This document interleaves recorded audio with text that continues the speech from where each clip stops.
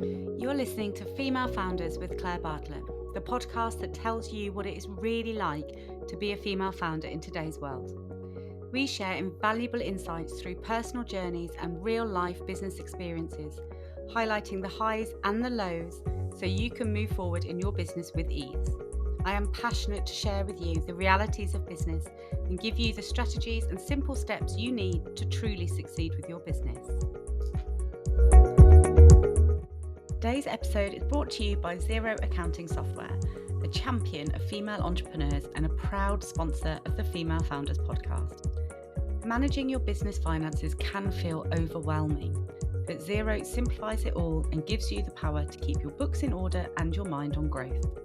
Xero have offered an amazing 50% discount on your first 3 months with them. So if you'd like to take advantage of this amazing deal, just search refer.xero.com/female founders or follow the link in the show notes. Don't forget to give this show a follow to make sure you never miss an episode and share it with any incredible female founders you know. But for now, let's jump into this week's episode. Hello, everyone, and welcome to another episode of the Female Founders podcast. Today, we are talking about a really interesting subject that I know so many of you are not utilising properly, and that is PR. I'm joined by the gorgeous Rebecca May, who's here from RM Publicity, and we're going to be talking about her journey to where she is today, but also how you guys can start your PR journeys. So, Rebecca, thank you so much for joining me. Awesome. Thanks for having me. It's very exciting. I love it for a Friday afternoon. Absolutely. So, First of all, do you want to start by telling us how you got into this space? Is there a pivotal sort of person or moment in your life that has led you to this path on your career?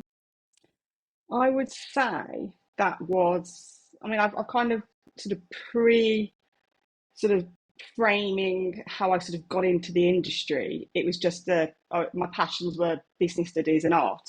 So sort of marrying the two, PR is really quite creative. So that was sort of how I got onto the path of studying marketing and PR. And then I guess a pivotal moment is how my journey and kind of path sort of progressed and started. If I could point it down to one thing, it would probably be a bit morbid actually. My granddad passed away and I forgot I had an interview. It was a paid internship. And that was like the catalyst for my PR career, because if it wasn't for that and going to that interview, I would never have, I would not be here probably. Who knows? You just don't know where life takes you. And my granddad passed away, and then and it was sort of like literally the aftermath. Everyone had just got home, and I said to my parents, I was like, "Oh my God, I've got this interview in London tomorrow. Like, what the fuck? I'm going to cancel it." You know, also out of respect for the family, like, "I'll see you now, I'm off," 12 hours later. And they were like, "No, Becky, everything's fine here. You're going to be, a day going to London and back. You've got to go. Just crack on. We are fine." And I was like, "Okay, fine."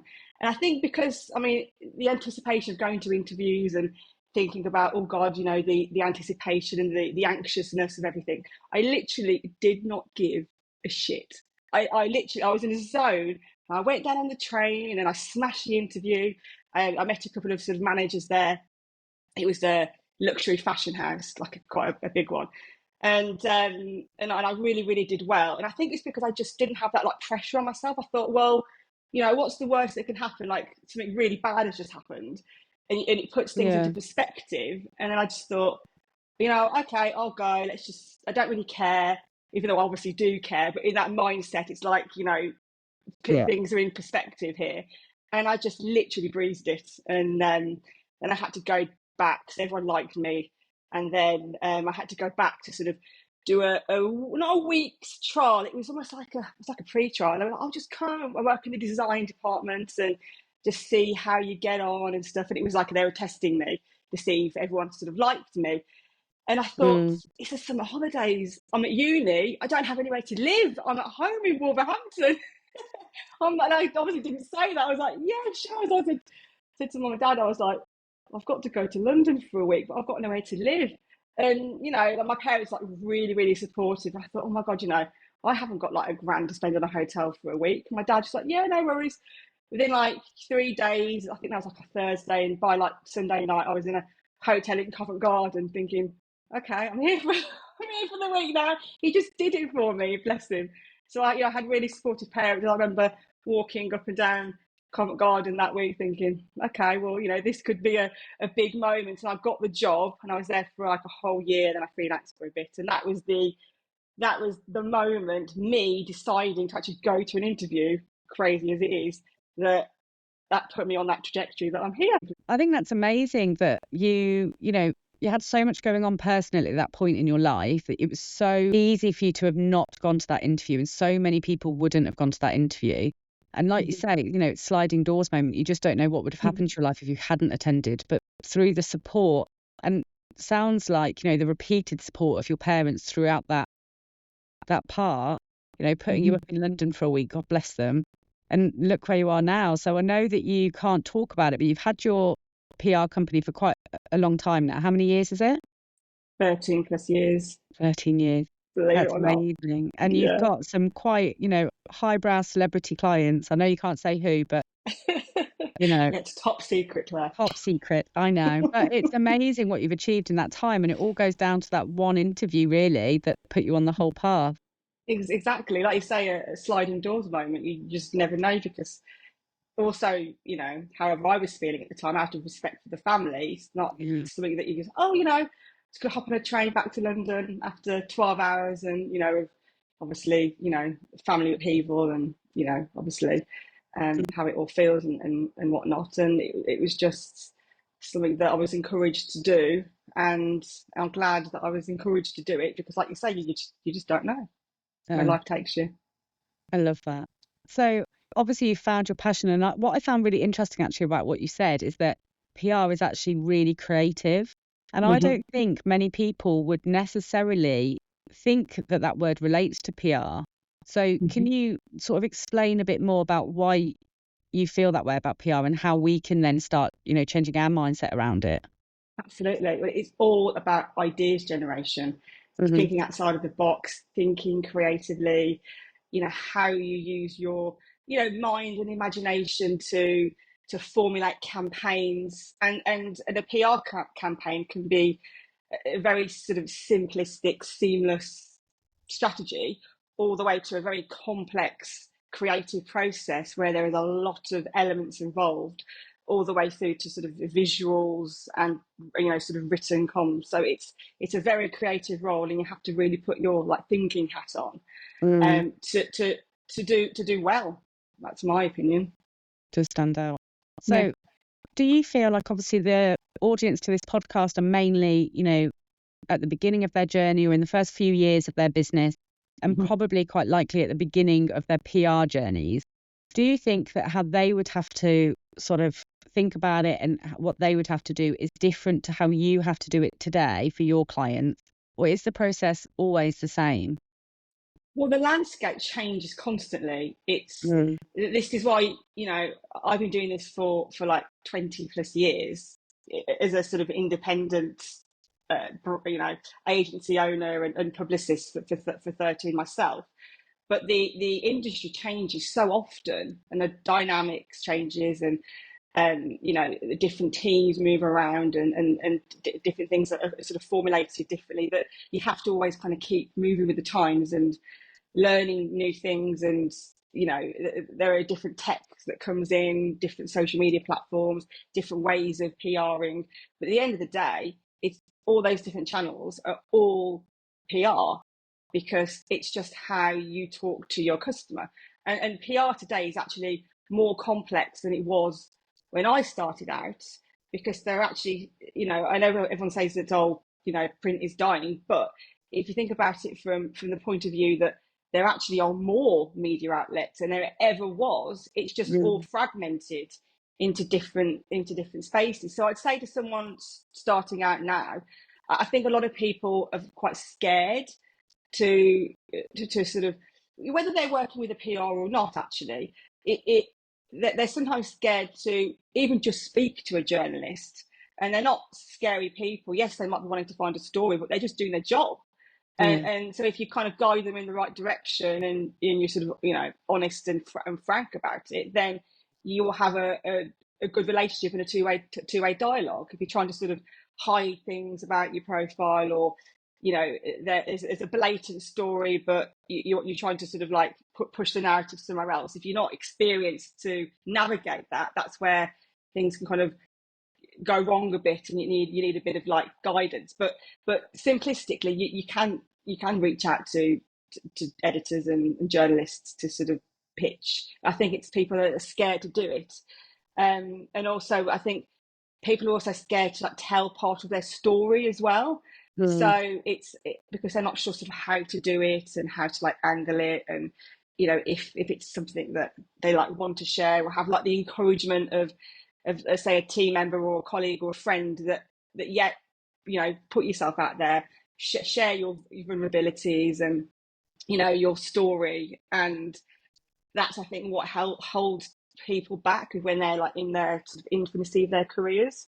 Yeah, I think PR's a funny one. I think it's, in every area of business, we have the fear of the unknown.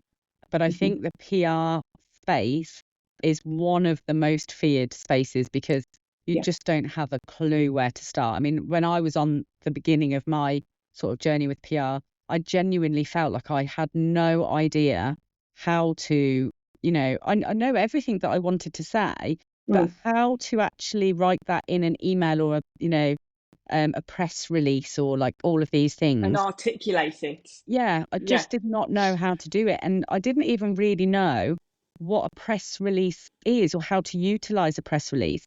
So, there is so much out there in this space.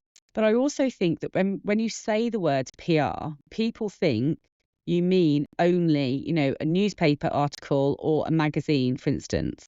And I think that's what it was many years ago. But actually, like you said, PR is your social media. It's being guests on podcasts. It's anything where you're gaining visibility.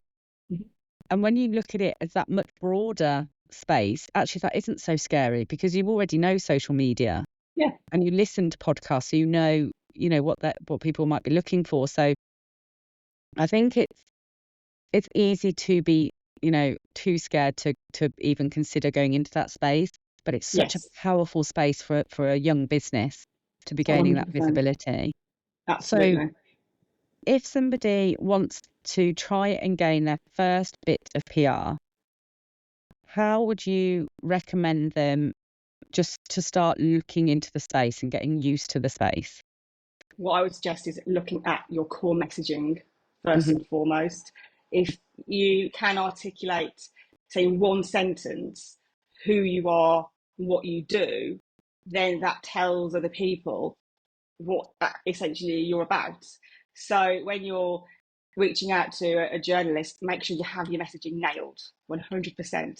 And then also immerse yourself in the media. So what I find quite ironic is that for lots of people, they don't read the titles they want to be in. So if you don't read them, how do you know what stories they like, or what they're not covering, which tells you what they don't like? It's and then you get familiar with different sort of styles, house styles. Every publication has a different house style.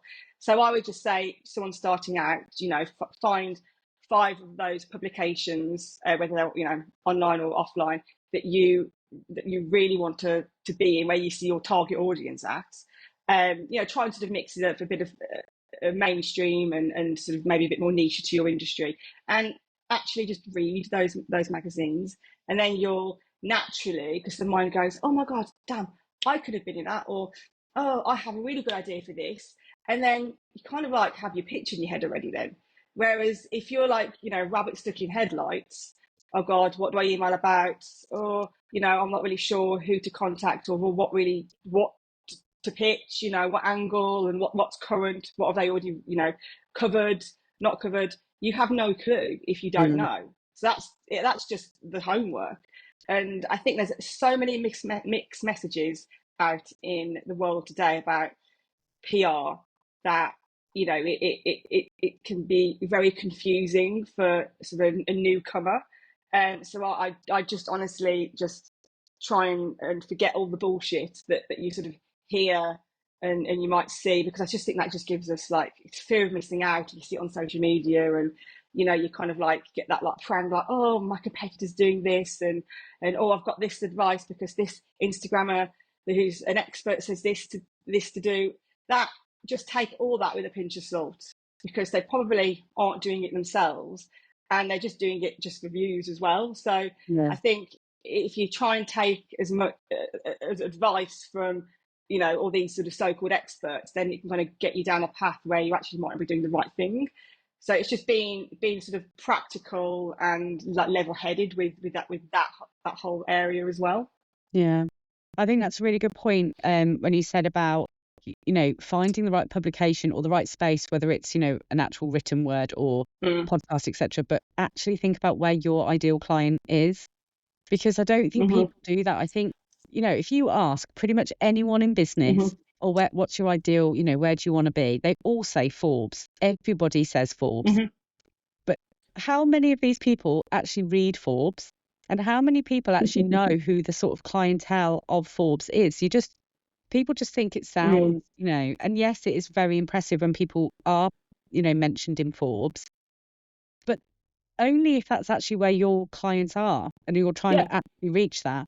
And I think that's something, again, that people forget about so often. Actually look about where your ideal clients are, and then focus on those, get to know how they, what articles they release, and like you say, what they don't. There's so much information in that space alone.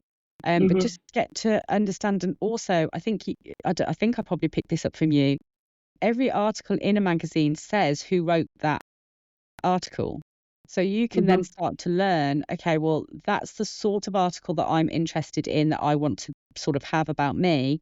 And you can go and follow them on Twitter or wherever else, and then, start building that relationship with them. And I mean, that's just golden, but something that you would not think about doing. But it's also so obvious, though, as well. Yeah, exactly. Yeah, But unless you know it, you don't know what you don't know, and if you're not even reading it, you don't even know that it's got the names in there. You don't know how they write it. So it all comes down to the absolute basics of reading or listening to the podcast, or whatever it is. Exactly. I think another area that people get really stuck on, or they use it as an excuse and a block, is, oh, well, I don't have 10,000 followers, so no one's going to be interested in me yet. But that's not the case, is it, at all? No, not at all. I mean, I didn't really develop my personal brand until like 3 or 4 months ago. So I'd gone through my whole career not doing that, and I've been in Forbes 3 times and Fortune once, but I've been in that world for my industry for so long. I'm kind of like more sort of in the leadership space in that area now. So I write about like leadership styles and reputation management, crisis comms, and things like that. That's where I get asked to comment. And you don't have to have a large social media following at all. I think that's where a lot of noise comes in. If you've got the sort of the right attitude, and you've got the right mindset, and you're hungry, and you've got a really clear message, and in some areas, you obviously you will need the right qualification if you're wanting to comment on certain stories. If you tick all the right boxes, whatever industry you're in, you don't need any social media following at all. You can have 0. It's just all about how you process and how you sort of apply that PR. Yeah, I love that. So everybody stop using that as an excuse, because you can get PR at any point in your journey if you make the right connections, and you make that right first intro. So talking about that, how is the best way for people to potentially find leads, or find these first ins to the spaces that they're looking at? I would get on X, formerly known as Twitter. I hate that. Nobody calls it X, do they? They just don't. It will never ever. No, I know. I think it's because everyone, says the word tweet still, so it just like goes hand in hand, and it's one of those words that it's in the dictionary, isn't it, for life, and it will never leave us. X. So rubbish name. Anyway, sorry. So get on X, and if you can, get verified on there, because you can then message people as well, and you'll have more power on the platform.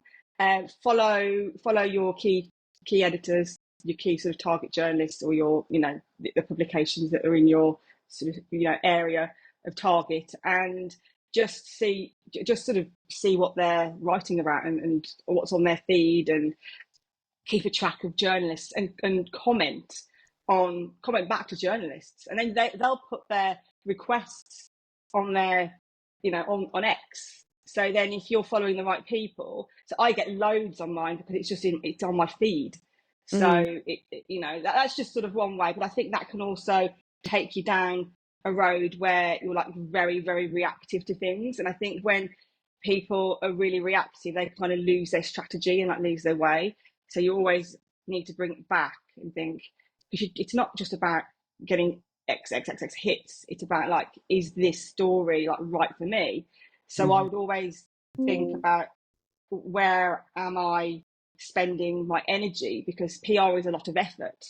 Whether it's effort to get that hit, or whether it's effort to write the piece that has maybe easily come to you, but then you've got to write 1,000 words to then get the coverage. So in any respect, it's effort. So you need to spend your time very wisely, to ensure that it's not, consuming your whole day.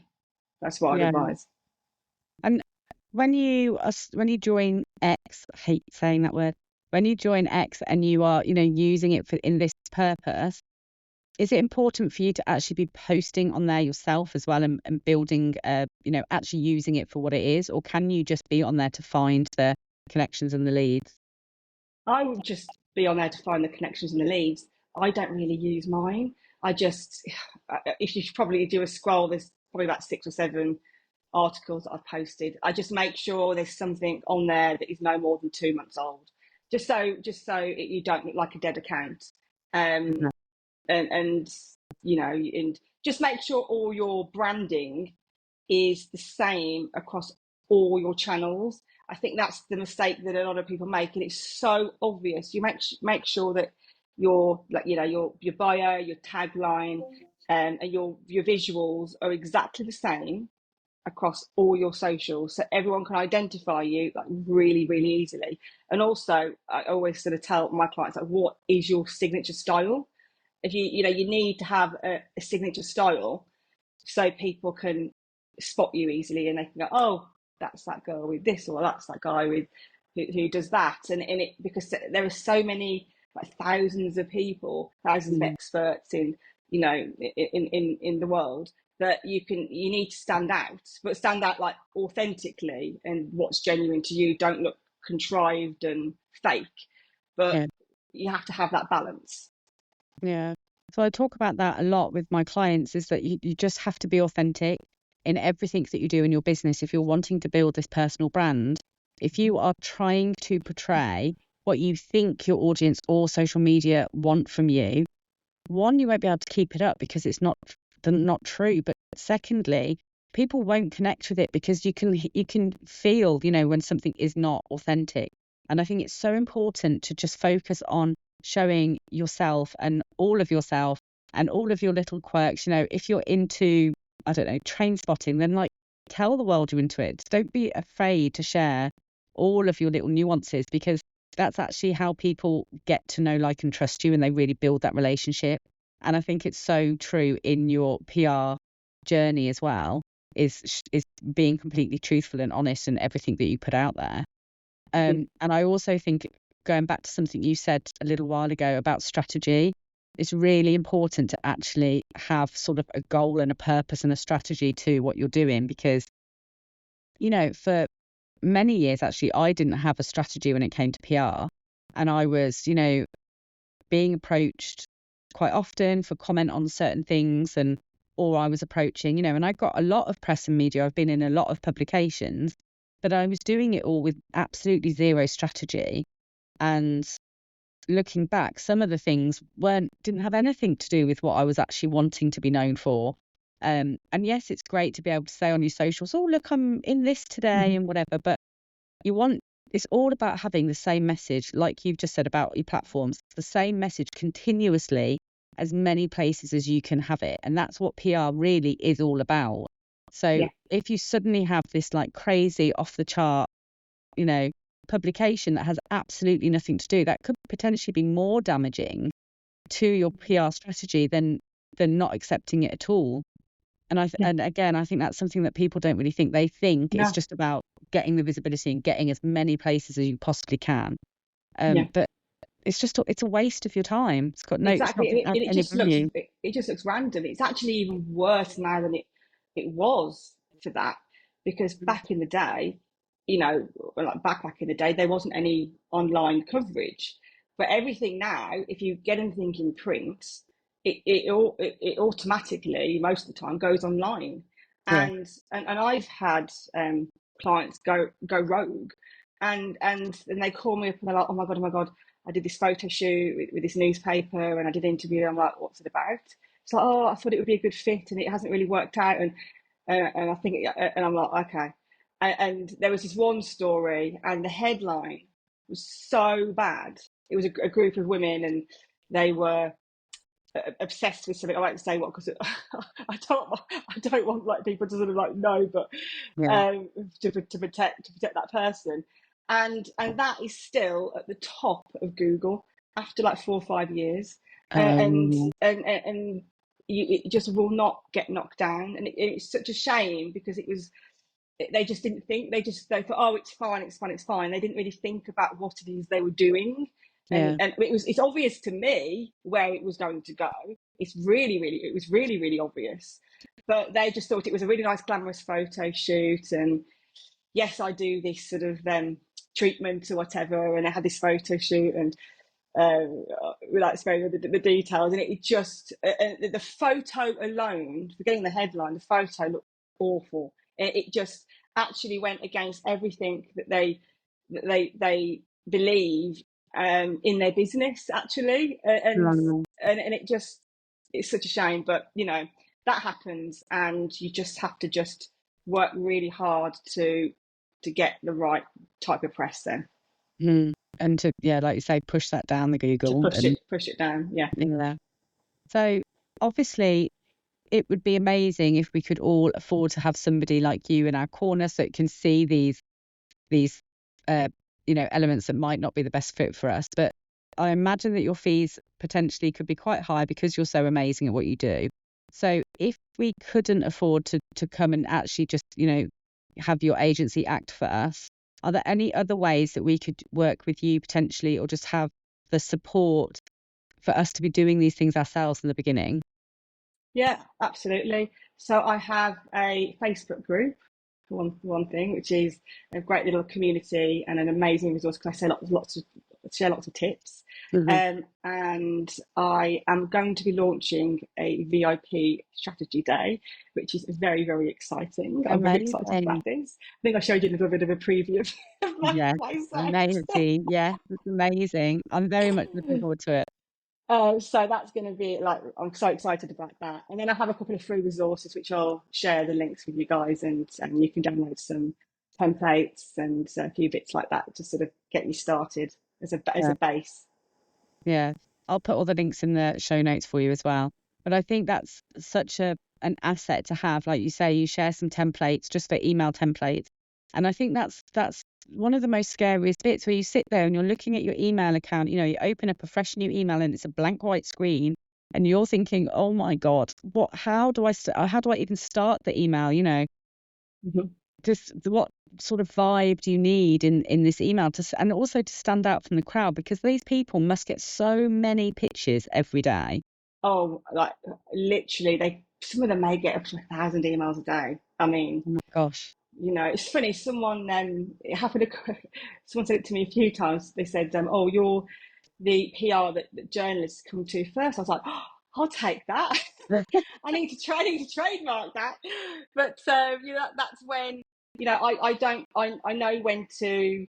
Obviously, I've been in the industry a very long time, and I know like when to contact my contacts, and I know when they're going into their conferences, and they will Yeah. have different timetables and things. But you, just by starting as a base to have some templates. I mean, sometimes I don't even start the email with a "How are you?" or "Hope you're well." People don't have time to read those.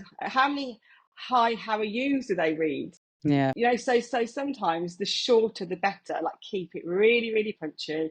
But then my templates are a bit more comprehensive because they sort of like go into, okay, well, if you've got a news story, this is this. If you've got a product launch, this is this. Or if you've got an event, then kind of like this is this. And then you can sort of expand and elaborate within there, because obviously you'll have to have some detail. But I'll be honest, I'm not even a fan of a press release now. Okay. You know, who wants to open a PDF or have like a really long, like, you know, like loads of long text underneath the in your email? Just people, it's just, if they've got the facts, they've got the information, and they know how to contact you, it's all there, but it's really, really concise. It's not waffly. I think the worst thing that a lot of people in the industry can do is just like waffle on. So, oh, I'm thrilled to announce this. People do not want to hear that. Literally, like, you see journalists like rolling their eyes, and you know, it just like cut to the chase. And if they're interested, they'll get back to you, and of course, follow up. But don't like bombard an editor after 24, 48 hours. Like, I'd say give them a week, because we're all busy. Sometimes you're like, you know, you're sort of like flag things in your email to think, oh, I'll come back to that. So kind of like give people a week, and then you sort of like give it a little nudge. But if people aren't getting back to you, then you know they either don't want it or it's just not right. So that's the consideration, you know, for your listeners, just to sort of bear in mind. And because ultimately you want to be building a relationship with these contacts, and inadvertently you'll be having the doors closed before they're even opened if you're like harassing people almost to that extent. Yeah.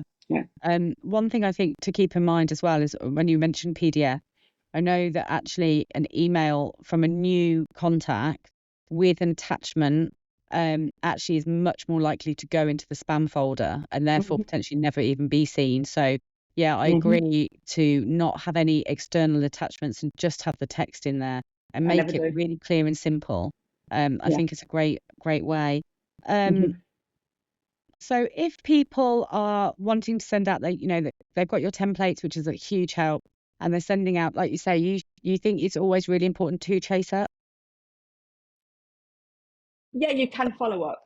The follow up is great, but I guess if you're inexperienced, you're not going to know whether you've got a good story or not. So I will know that. But I think if you've done your, you know, due diligence, you've got to kind of talk. You know, if you've done your research, and then you know you follow that process or protocol, then you can, you know, be safe of mind that you know you've got a good story, whether it's to do with the timing of what's going on in the news, or you've got like a good link or good hook for something.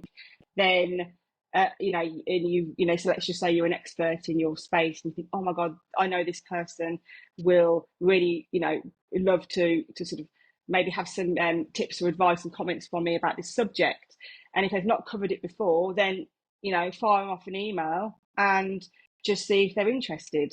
Don't do it at the end of the day, or if you do it at the end of the day, that'll then happen tomorrow, but then it might get lost and they might forget.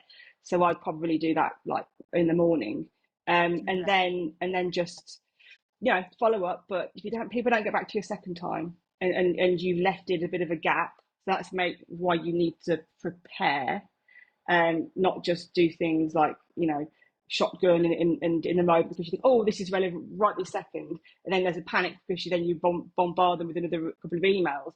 Then that's not a good strategy to do. So just kind of like bear that in mind when you're pitching. And talking about sort of timeframes and things, when you have something, for instance, for Christmas, and it's a great Christmas gift or whatever it might be, they're actually all looking at Christmas in like sort of now time, September, August time, aren't they? So it's really important to always be, how many months would you say ahead? 4 to 5 months ahead? Long leads, I'd say up to 5 months ahead. 5 months. I had a Christmas cracker call in the other day. Did I you? was like, wow, yeah. Yeah. So there's there's a saying in there that media industry is called Christmas in July. So Christmas happens in July. That's where the Christmas press days happen. And then they'll start working on, the long leads start working straight away on Christmas. So don't be pitching a summer story to a long lead in August, because it's just not relevant at all. Yeah. I think, again, that's something that people don't necessarily think about, that actually they're preparing all of their content months ahead of time. So if you have something that's, you think is going to be a great story at Christmas or anything like that, then be thinking about it actually in the summer and vice versa. And that really increases your chances of having that story picked up. Because if you send it, in November 24, they're not going to keep it on file for Christmas 25, are they? So it's just Absolutely a dead, not.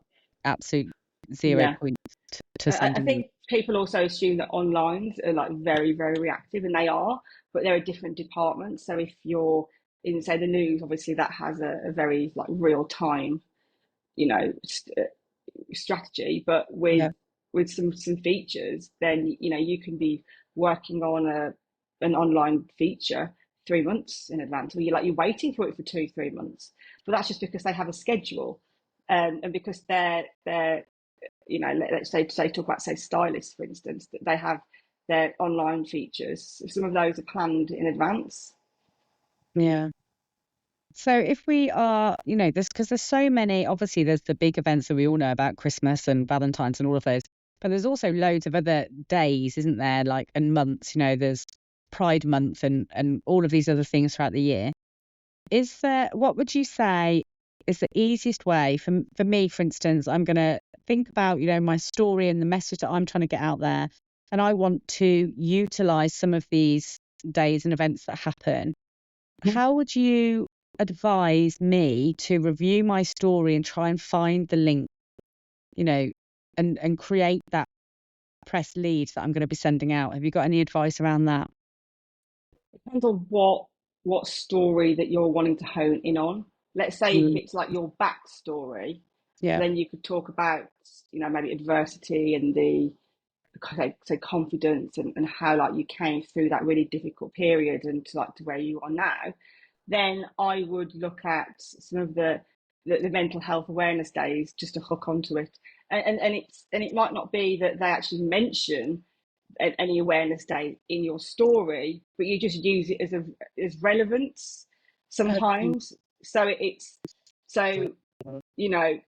like how you kind of package up your pitch. It's not necessarily you're pitching this to it's not that they're going to be covering the story for that specific awareness day, but it just kind of land naturally in that month or week or whatever awareness week, month, or whatever it is.